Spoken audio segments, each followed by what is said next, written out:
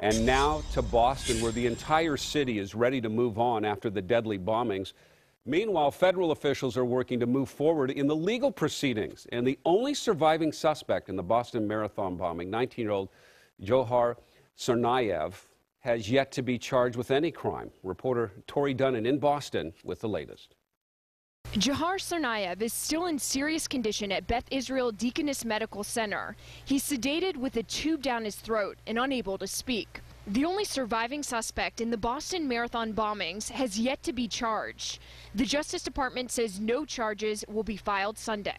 Although Massachusetts does not have the death penalty, prosecutors could seek capital punishment at the federal level. Given the facts that I've seen, it would be appropriate to use the death penalty in this case, and I hope they would apply it in federal court. Now more questions are being raised about the suspects and if the FBI did enough before the bombings.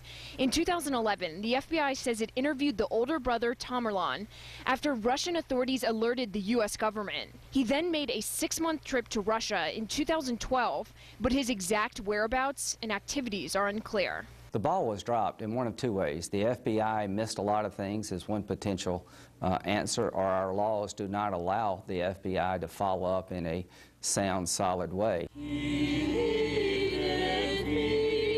While officials sift through the details, worshipers sought answers in their own way, gathering at the Cathedral of the Holy Cross Sunday to reflect on the violent flare their city experienced in the last week. Moving forward, Governor Deval Patrick says there can be vigilance without fear.